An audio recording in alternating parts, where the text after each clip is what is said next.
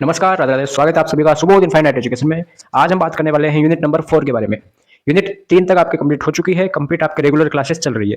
आज हम बात करेंगे यूनिट 4 के बारे में। यूनिट 4 का नाम होता है IMNCI। ठीक है, IMNCI यूनिट का नाम है। IMNCI मतलब integrated management of neonatal and childhood illness. ठीक है, ज़्यादा लंबी आपकी यूनिट नहीं होने वाली है, थोड़ी सी मतलब इसका वेटेज क्या है, थोड़ा कम होता है, क्योंकि इसमें आपने सिलेबस देखा हो तो इसके साइड में लिख रखा है OSCE। क्या लिख रखा है? OSCE। अब OSCE क्या होता है? हमने एजुकेशन टेक्नोलॉजी में देखा था। एजुकेशन टेक्नोलॉजी में जो हमने इवेल्युएशन पढ़ा था उसमें OSCE था, तो वो है इसका सीन।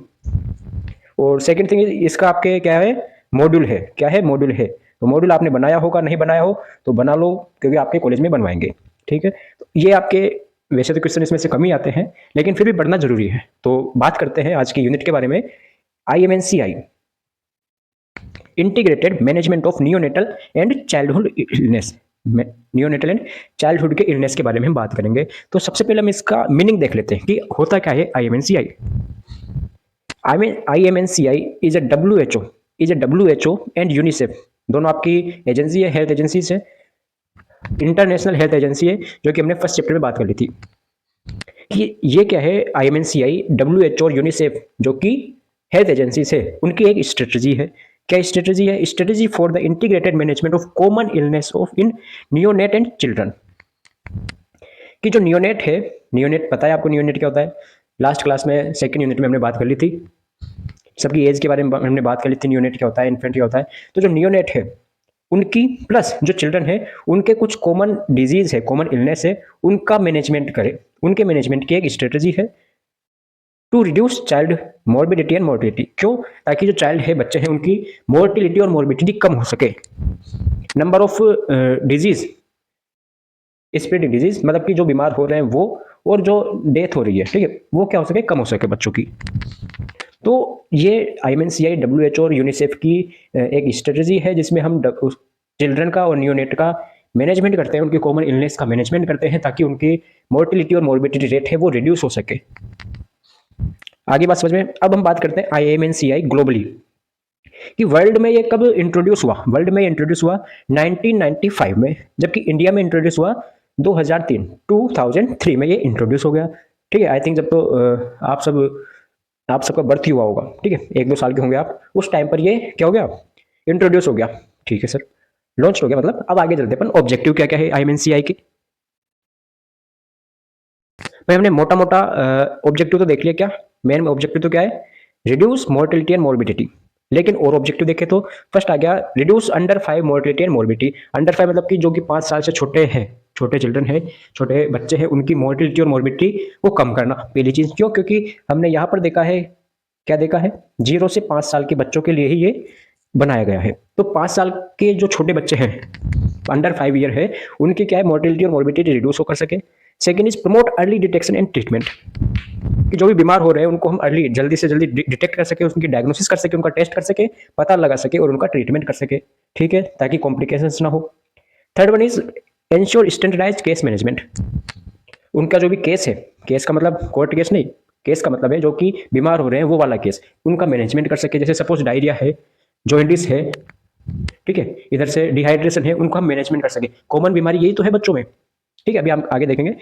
फोर्थ आता है improve home care practices. Home care practices से उनको इंप्रूव कर सके। अब हमने कम्युनिटी में पढ़ा होम विजिट के बारे में, बस वही चीज़ है यहाँ पर भी, होम केयर वही तो होती है।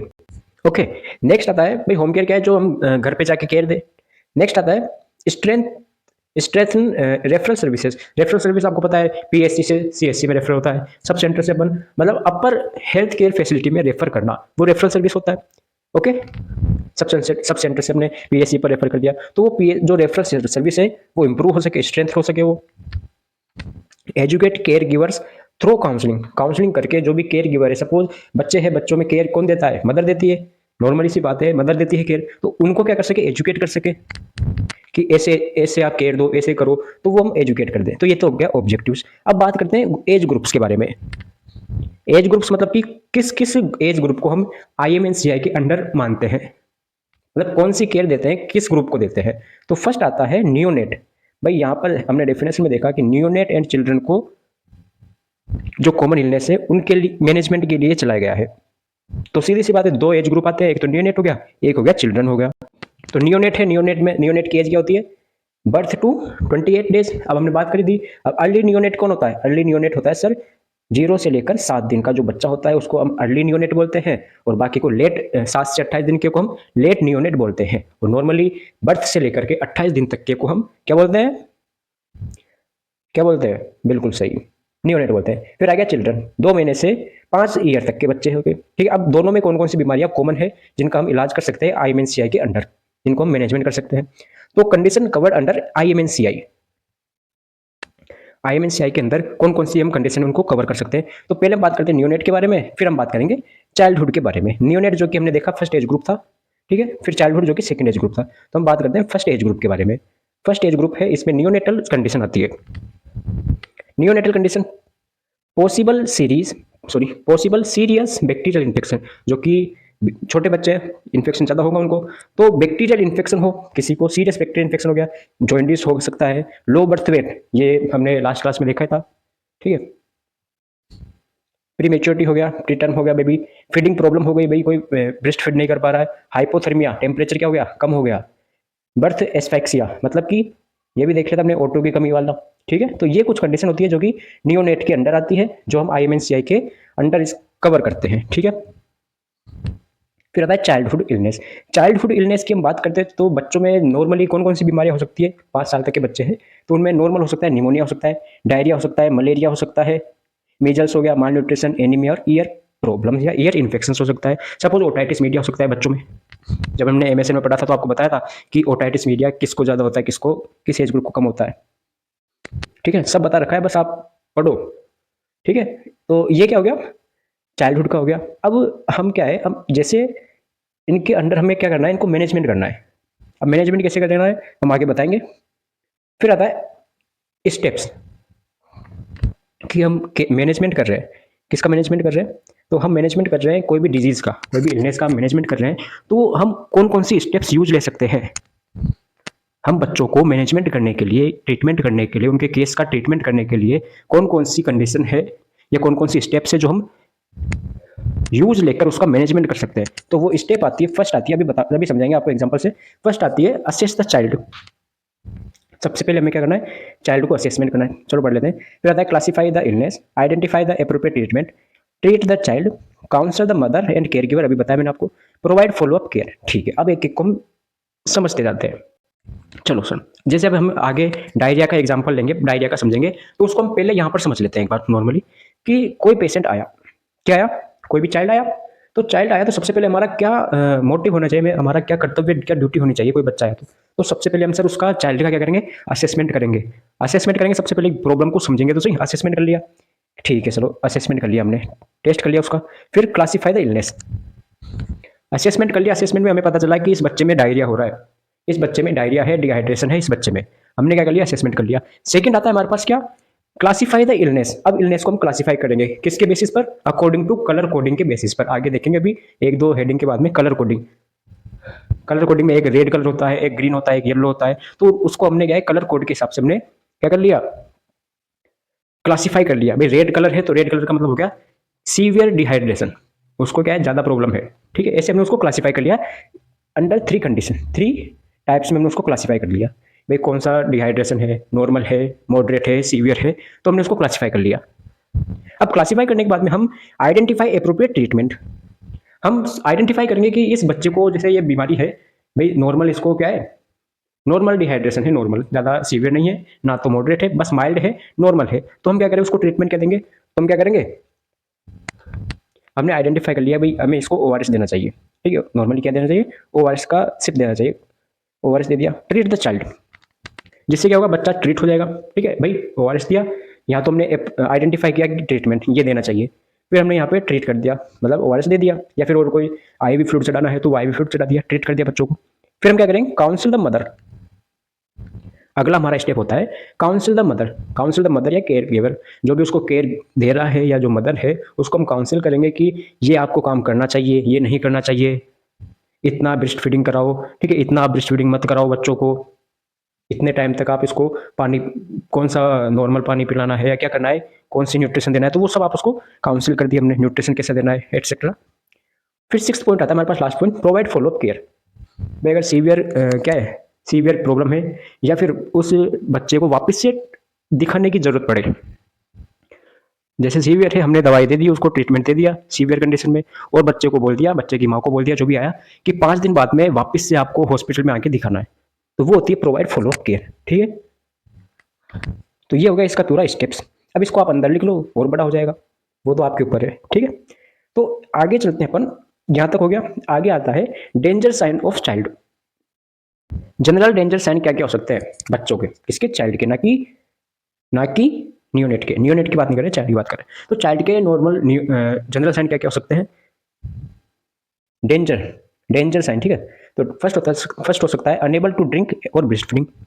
भाई वो बच्चा है ज़्यादा बीमार हो गया, तो कैसा पता करेंगे हम, कैसे असेस करेंगे, उसके साइन देखेंगे, उसके साइन देखेंगे। भाई बच्चा है वो ना तो ड्रिंक कर पा रहा है, ना ही ब्रेस्ट फीड कर पा रहा है, तो प्रॉब्लम है, इसमें असेस कर लिया हमने।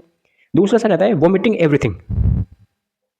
जो भी खा पी रहा है, वो जो भी उसको हम खिला रहे हैं, जो भी पिला रहे हैं, सबको वो वोमिट कर रहा है। ब्रेस्ट फीड कराया तो वोमिट कर रहा है, पानी पिलाया तो वोमिट कर रहा है, खाना खिलाया तो वोमिट कर रहा है, चिप्स खिलाए तो वोमिट कर रहा है, मतलब कुछ भी खिला रहे हैं, चॉकलेट खिलाए तो वोमिट कर रहा है, कुछ भी खिला रहे हैं, एवरीथिंग को क्या कर रहा है, वोमिटिंग कर रहा है, वो वोमिट कर रहा है। कन्वर्सेंस हो गया, कन्वर्सेंस पता है आपको क्या होता है, ठीक है, हमने पढ़ा था पहले भी। आप लेथार्जी, लेथार्जी और अनकॉन्शियस। ठीक है, ये नॉर्मल क्या हो रहे हैं, साइन है, डेंजर साइन हो गए।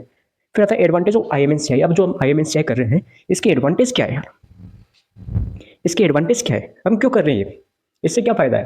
भाई ये जो सरकार है, सरकार क्या, WHO और यूनिसेफ है, इसने चलाया क्यों है ये, इन्होंने ये चलाया क्यों है, हम क्या फायदा हो रहा है इससे, तो फायदा देख लेते हैं।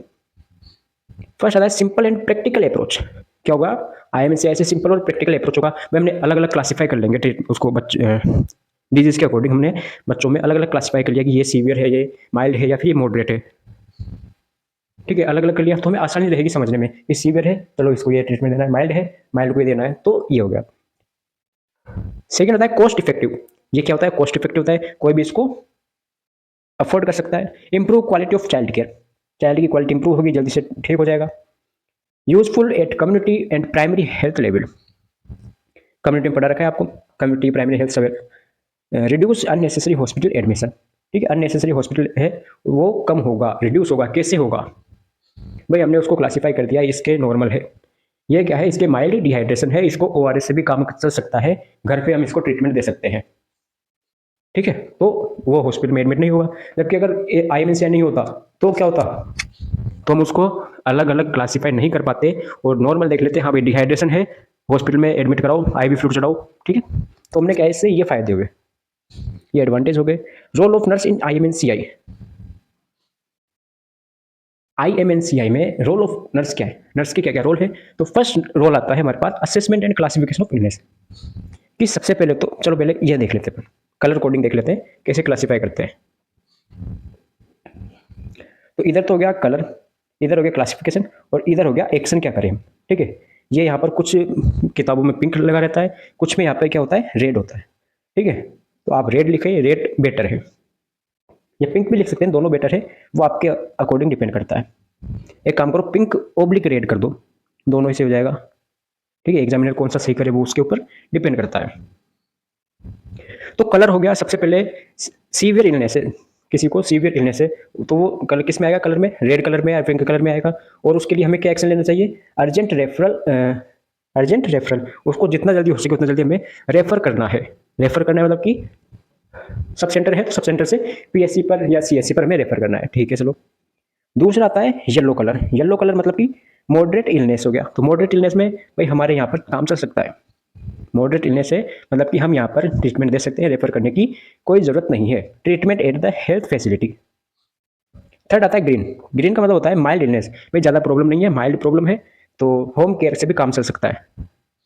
ठीक है, होम केयर से काम चल सकता है, ना तो हमें यहाँ सब सेंटर पर या फिर यहाँ जो भी हमारा हेल्थ केयर फैसिलिटी है यहाँ पर हमें रखने की कोई जरूरत नहीं है, ना ही हमें रेफर करने की कोई जरूरत है, हम इसका घर पे इलाज कर सकते हैं। हम नॉर्मली घर पर ORS या फिर जो भी हमें देना है वो दे सकते हैं, और इसका जो डिहाइड्रेशन है वो कम हो सकता है। ठीक है, तो ये हो गया कलर कोडिंग के अकॉर्डिंग, टाइप हो गए इसके। अब रोल ऑफ नर्स पढ़ते हैं। तो सबसे पहला काम होता है assessment classification of the illness. भाई हमने अभी क्या देखा, स्टेप्स देखे, तो स्टेप्स में फर्स्ट पॉइंट आता था आपके, स्टेप्स में फर्स्ट पॉइंट आया था असेस द चाइल्ड। तो नर्स का पहला काम क्या होता है, चाइल्ड की इलनेस को असेस करना, तो असेसमेंट का काम हो गया। सेकंड पॉइंट था identify sorry classification of the illness, तो नर्स का दूसरा काम क्या हो गया, assessment and classification of the illness हो गया। ठीक है, नेक्स्ट है आपके पास प्रोवाइड फर्स्ट लाइन ट्रीटमेंट।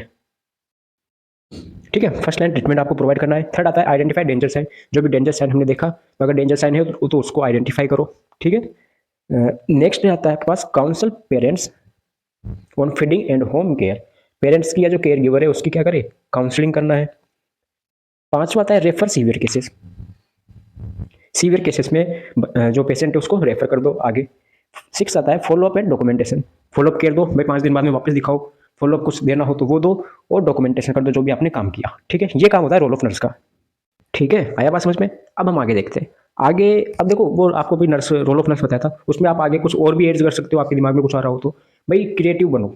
ठीक है, अपनी जो अंदर की जो एबिलिटी है उसको समझो, उसको बाहर निकालो, उसको लिखो। आप वो काम कर सकते हो जो कोई नहीं कर सकता, है ना। आप और भी अगर उसमें पॉइंट जोड़ना चाहो तो जोड़ सकते हो। भाई आप खुद एक नर्स हो, आपको पता है क्या करना चाहिए क्या नहीं करना चाहिए। ये भेड़ चाल चलना बंद करो, भाई जो बता रहे हैं वही लिख रहा है मैं। ठीक है, आप अपने अकॉर्डिंग भी उसमें कुछ ऐड कर सकते हो। नेक्स्ट आता है the principles of integrated care, कि इस जो केयर है, ये जो इंटीग्रेटेड केयर है, IMNCI है, integrated management of neonate child वगैरह इलनेस है, उनका जो उनके प्रिंसिपल क्या क्या है। प्रिंसिपल की हम बात करते हैं तो the treatment guidelines have been broadly describe under 2 age category. भाई नॉर्मली हमने देखा 2 कैटेगरी थी, एक तो क्या थी, न्यूनेट था, और दूसरा क्या था, इन्फेंट था। तो फर्स्ट क्या हो गया, care of newborn and young infant, जो कि 2 महीने तक हो गया, और दूसरा है केयर ऑफ इन्फेंट। ठीक है, ये 2 चीज़ें हो गई, 2 कैटेगरी हमने आगे पढ़ा था। तो इन दोनों कैटेगरी पर क्या क्या प्रिंसिपल्स होते हैं, सबसे पहले हम देखते हैं ये वाली चीज़, care of newborn and young infant. इनकी केयर कैसे करें, इनका प्रिंसिपल क्या क्या है। तो सबसे पहले हम इनकी केयर करेंगे तो क्या करेंगे, कीपिंग द चाइल्ड वार्म। सबसे पहले चाइल्ड को क्या करो, वार्म रखो। सेकेंड आता है code skin and I care. फिर हमारा काम है कोड, जो कि कोड आपको पता है कौन सी कोड है। अब यहाँ पे हम कौन सी कोड की बात कर रहे हैं, बिल्कुल बिल्कुल सही, अम्बिलिकल कोड वाली। ठीक है, हाँ, ये नहीं स्पाइनल कोड की बात कर रहे हैं, स्पाइनल कोड नहीं, अम्बिलिकल कोड की। अम्बिलिकल कोड हो गया क्योंकि बर्थ हुआ है बेबी का, न्यूबॉर्न का बर्थ हुआ है, तो उसी की बात करेंगे। कोड हो गया स्किन एंड आई केयर दो। इम्यूनाइजेशन करो, भाई बर्थ पर कौन कौन सी वैक्सीन लगाते हैं, BCG हो गया, हेपेटाइटिस हो गया। ठीक है, जो भी वैक्सीन लगाते हैं आप, और भी बहुत सारी वैक्सीन है, तो उनको आप OPV हो गया, एट बर्थ पे लगाते हैं ना ये तीनों वैक्सीन, तो इनको इम्यूनाइजेशन करो। और आगे कब कब इम्यूनाइजेशन करना है वो आप देखो। थर्ड नेक्स्ट आता है recognisation of the illness in newborn and management and referral. भाई जो भी बीमारी है, इलनेस है, उसको रिकॉग्नाइज करो, पहचानो उसको क्या बीमारी है। ठीक है, न्यूबॉर्न में, एंड मैनेजमेंट एंड रेफरल, अगर आप उसका मैनेजमेंट कर सकते हो तो करो, वरना आप आगे रेफरल कर दो। Home visit in the postnatal period, home visit in the postnatal period मतलब कि जब बेबी का बर्थ हो चुका है उसके बाद में आप होम विजिट करो। Home visit are an integral part of the intervention. ठीक है, आगे बात समझ में, मैं बिल्कुल आसानी से, बिल्कुल ईजी लैंग्वेज में समझा रहे हैं आपको, नोट्स भी बिल्कुल ईजी है भाई, ऐसा कुछ हमने वर्ड लेकर नहीं आए जो आपको समझ में नहीं आए। फिर आता है care of infant. Care of infant या 2 महीने से जो 5 साल के बच्चे हैं उनमें क्या क्या हम केयर दे सकते हैं। तो फर्स्ट आता है management of diarrhoea, acute respiratory infection मतलब निमोनिया हो गया, मलेरिया हो गया, एटसेट्रा, बहुत सारी बीमारियां हैं, उनका मैनेजमेंट करो। सेकंड है recognisation the illness and risk condition and management and referral, वही चीज़ आ गई, इसमें भी आपको पहचानना है और रिस्क मैनेजमेंट करनी है, और मैनेजमेंट हो तो ठीक है, वरना आगे रेफरल कर दो। Prevention and management of iron and vitamin A deficiency. ठीक है ना, प्रिवेंट करो, मैनेज करो किसको, iron and vitamin A deficiency है तो उसको, कोई एनीमिया है तो उसको मैनेज करो। Counselling on feeding for all children below 2 year, जब 2 साल के छोटे हैं, भाई 2 साल तक तो ही तो आप जो बच्चे हैं वो मिल्क ब्रेस्ट फीड कर सकते हैं। ठीक है भाई, एक्सक्लूसिव ब्रेस्ट फीड तो 6 महीने की होती है, लेकिन जो हमने वो पढ़ा था विनिंग वाला देखा था, विनिंग में हमने क्या देखा था कि आप 2 साल तक कंटिन्यूस कर सकते हो ब्रेस्ट फीडिंग को। ठीक है ना, तो 2 साल तक के जो बच्चे हैं, चिल्ड्रन हैं, उनको ब्रेस्ट फीडिंग का और काउंसिल करो, ब्रेस्ट फीडिंग पर काउंसिलिंग करो, इम्यूनाइजेशन करो, counselling on the feeding for mall nourished children between 2 to 5 year. 2 से 5 साल के जो बच्चे हैं उनमें माल नरिश मतलब कि अगर माल न्यूट्रिशन है तो आप उनको काउंसलिंग करो, उनकी बच्चों की मदर की काउंसलिंग करो, भाई ये आप काम करो, ये करो। ठीक है, ये बता दिया।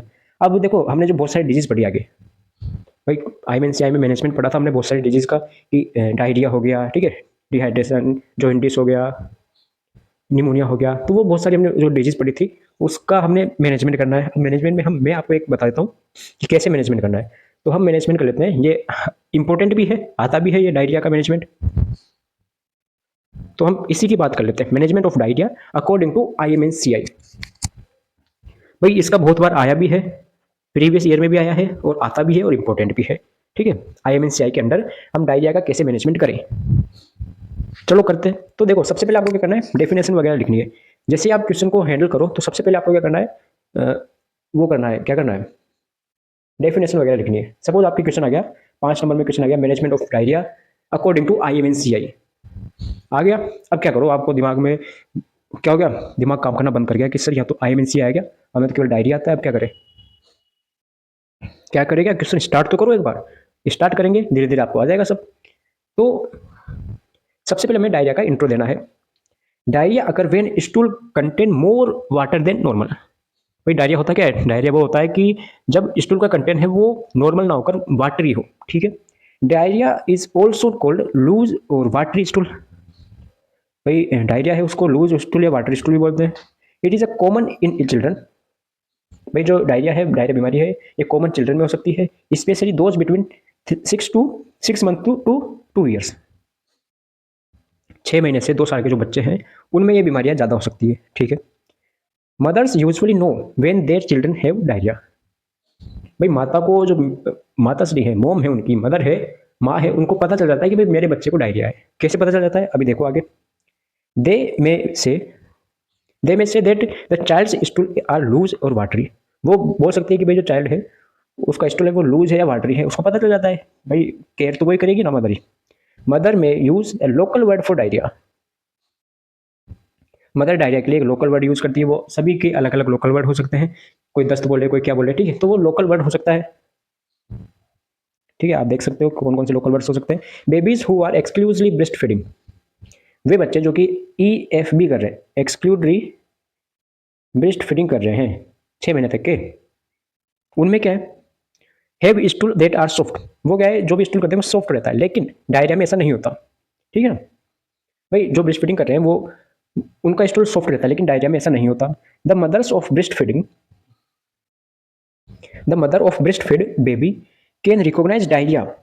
जो भी ब्रेस्ट फीडिंग करा रही है मदर, उसको पता चलता है कि डायरिया है, बिकॉज द कंसिस्टेंसी एंड और frequency of the stool is different than normal.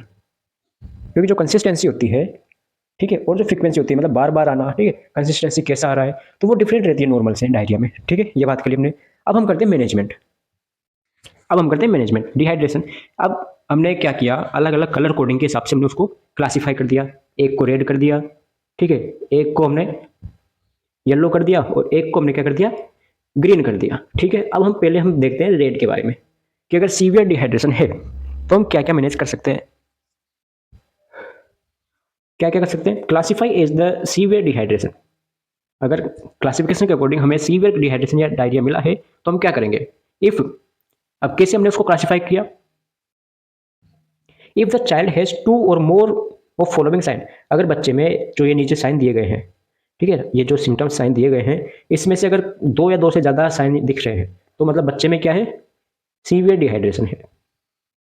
अब कौन कौन से साइन हो सकते हैं, लेथार्जी और अनकॉन्शियस हो गया, नॉट एबल टू ड्रिंक और ड्रिंकिंग पुअरली, सनकेन आइस हो गया, और वेरी स्लो स्किन पिंच हो गया। ये अगर वेरी स्लो स्किन पिंच हो गया, अगर ये देखने को मिलता है, इसमें से 2 या 2 से ज़्यादा साइन देखने को मिलते हैं, तो वो बच्चा है वो किस में आएगा, सीवियर डिहाइड्रेशन में आएगा और रेड कैटेगरी के अंदर आएगा, रेड या पिंक के अंदर आएगा, ठीक है सर। अब हमें क्या करना चाहिए, हमें क्या करना चाहिए भाई, एज नर्स हम क्या कर सकते हैं, तो हमें सीधी सी बात है, नहीं हो रहा हमसे इलाज, रेफर करो आप, refer urgently to hospital with mother given frequent sip of ORS। हमें कुछ ORS देकर, बच्चे को कुछ सिर्फ ORS देकर उस मदर के साथ में उसको क्या करना है, रेफर करना है हॉस्पिटल में। Advise the mother to continue breast feeding. ठीक है, हमने पिला दिया ORS के बाद में उसको कहा कि सीधे जाओ हॉस्पिटल पहुंचो, जितना जल्दी हो सके उतना जल्दी, ठीक है। और बता दिया मदर को कि कंटिन्यू ब्रेस्ट फीडिंग कराते रहो, क्या कराते रहो, कंटिन्यू ब्रेस्ट फीडिंग कराते रहो। फिर आता है if the child is 2 year old. भाई अगर बच्चा क्या है 2 साल से बड़ा है, 2 साल से बड़ा है, तो क्या करें, there is a cholera in your area, अगर उस एरिया में क्या है कोलेरा है, कोलेरिया है, बीमारियां फैल रही है कोलेरा की, तो आप एक काम करो, उसको एंटीबायोटिक भी दे दो। क्या दे दो, बच्चे को अगर 2 साल से बड़ा है तो एंटीबायोटिक भी दे दो आप। ठीक है, एप्रोप्रिएट डोज एंटीबायोटिक की देकर आप क्या करो, अर्जेंटली हॉस्पिटल में भेज दो। ये काम करना है आपको अगर रेड कैटेगरी में हो तो। अगर क्या हो, सम डिहाइड्रेशन हो, यानी कि येलो कैटेगरी में हो, तो हम कैसे पता करेंगे, बिल्कुल सीधी सी बात है। क्या करेंगे हम, सबसे पहले हमें रेड से देखना है, यानी कि आप नीचे से देखते हो, सबसे पहले आपको ऊपर से देखना है रेड से। If the child does not have any sign of severe dehydration, अगर बच्चे में कोई भी सीवियर डिहाइड्रेशन के साइन नहीं दिख रहे हैं, तो आप लुक एट द नेक्स्ट, अगले पर नेक्स्ट पर देखो, क्या देखना है, does the child have sign of some dehydration. अगर बच्चे में सम डिहाइड्रेशन के साइन दिख रहे हैं, कौन कौन से हो सकते हैं, चाइल्ड हैव 2 और मोर फॉलोइंग साइन, कौन कौन से साइन हो गए,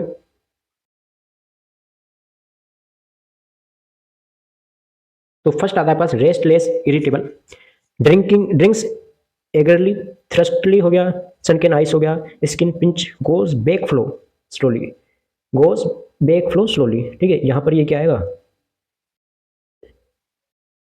यहाँ पर स्लो आएगा। ठीक है ना, slowly classification is the some dehydration, अगर इनमें से 2 या 2 से ज़्यादा साइन दिख रहे हैं तो उसको आप सम डिहाइड्रेशन में क्लासीफाई कर दो। ठीक है, कर दिया सर। एक्शन क्या ले हम, अब एक्शन क्या लेना है हमें ये बताओ सर। तो एक्शन में क्या करना है, refer urgently to the hospital, जितना जल्दी हो सके उतना जल्दी हॉस्पिटल भेज दो आप। ठीक है, अब आप कहोगे सर हमें, हमारे तो काम हो सकता है, हम इलाज कर सकते हैं, तो बिल्कुल कर सकते हो तो करो, नहीं तो हॉस्पिटल भेज दो और आप भी चल जाओ उनके साथ में हॉस्पिटल, वहाँ जाके करो इलाज। With mothers giving frequently of sip of ORS। ठीक है, ORS दे दिया आपने। Advise the mother to continue breast feeding, वही ब्रेस्ट फीडिंग करवानी है। Advise mother when to return immediately, advice mother when to return immediately, follow 5 day if not improvement, अगर सही नहीं हुआ तो 5 दिन बाद में वापस से फॉलो अप कर। ठीक है, आगे आता है नो डिहाइड्रेशन, बच्चे में कोई डिहाइड्रेशन नहीं है। A child who not have 2 और more sign of the red and yellow, भाई अगर रेड के और येलो के कोई साइन नहीं दिख रहे हैं तो आप नीचे वाली लाइन में आओ, अदर रो में आओ और क्लासीफाइड कर दो नो डिहाइड्रेशन। अब उसमें क्या क्या कर सकते हैं, this child need extra fluid and foods to prevent dehydration, भाई डिहाइड्रेशन तो है लेकिन इतना नहीं है, नॉर्मल है, तो आप क्या करें, हम एक्स्ट्रा फ्लूइड देना है। एक्शन क्या क्या कर सकते हैं अपन, the rules of home treatment, अब होम ट्रीटमेंट देना है, तो होम ट्रीटमेंट में give extra fluid, give zinc supplements और कंटिन्यू फीडिंग, ये आपको काम करना है। चौथा करना है रिटर्न, हाँ return immediately if the child develop danger sign, अगर भाई बच्चे में क्या है कि बाद में अगर डेंजर साइन दिख रहे हैं तो क्या करो, बिल्कुल एज ब्लड इज, कौन कौन से साइन हो सकते हैं, जैसे ड्रिंक्स पुअरली, सही से ड्रिंकिंग नहीं कर पा रहा वो, ठीक है ना, फ्लूइड वगैरह, ब्लड आ रहा है स्टूल में, तो इमीडिएटली रिटर्न रेफर कर दो, आप उसको रिटर्न कर दो, वापस ले आओ और follow up in 5 days if not improvement, और अगर नहीं हो रहा है तो आप क्या कर दो, वापस से 5 दिन बाद में इम्प्रूवमेंट नहीं हो रहा है तो वापस से आप फॉलो अप करो। अब इसकी बात समझ में आई आपको, नहीं आई, अब समझाते हैं आपको एक बार वापस से। भाई हुआ क्या है, बच्चे में डिहाइड्रेशन तो नहीं था लेकिन थोड़े बहुत लग रहा था कि डिहाइड्रेशन हो सकता है। ठीक है सर, तो अब हम क्या करेंगे, जैसे बच्चे में कुछ नहीं है तो अब हॉस्पिटल क्यों लेकर आए उसको, हम उसको बोल देंगे कि घर पर इलाज करो, ये काम करना है आपको, कौन कौन सा काम करना है, ये काम करना है, ये काम बता दिया हमने उसको। लेकिन बाद में हमने कहा कि अगर इन कामों से इलाज नहीं होता है, इन कामों से इलाज नहीं होता है, और अगर तुम्हें ये देखने को मिलता है, ये ड्रिंकिंग, ये डेंजर साइन देखने को मिलता है, तो हॉस्पिटल आओ तुरंत और चेक करवाओ। ठीक है ना, और अगर ये देने पर आपको इंप्रूवमेंट नहीं मिल रहा, ये आपने जो काम किया है इस काम को करने पर अगर इंप्रूवमेंट नहीं मिल रहा, 5 दिन के अंदर वापस से आप फॉलो अप करो। ठीक है, ये था IMNCI का कंप्लीट लेक्चर, ज़्यादा बड़ा है नहीं है, क्वेश्चन कम ही आते हैं इसमें से, मॉड्यूल वगैरह बनाना होता है, अगर मॉड्यूल बनाना हो तो भी आप इसी लेक्चर में से नोट्स बना सकते हो, पॉइंट उठा सकते हो। ठीक है, तो बाकी तो मस्त रहो, धीरे धीरे आपके कंप्लीट लेक्चर हो रहे हैं। अब इसमें 2 लेक्चर और बाकी है, 6 यूनिट तो बाकी है भाई। पीडियाट्रिक फर्स्ट में 6 यूनिट ही तो है, तो 4 तो हो गई, बची क्या, 2 ही तो बच रही है, तो वो भी हो जाएगी, 1-2 दिन में वो हो जाएगी। ठीक है, रेगुलर क्लासेस आई रही है आपके, नोट्स आपको टेलीग्राम पर मिल जाते हैं। अब बताओ क्या चाहिए, सब मिल रहा है आपको, आपको बस बैठना है आराम से घर पे और नोट्स बनाना है, पढ़ते रहना है बस, और कुछ काम नहीं है आपको। ठीक है, तो मिलते हैं लेक्चर में नए वीडियो के साथ। राधे।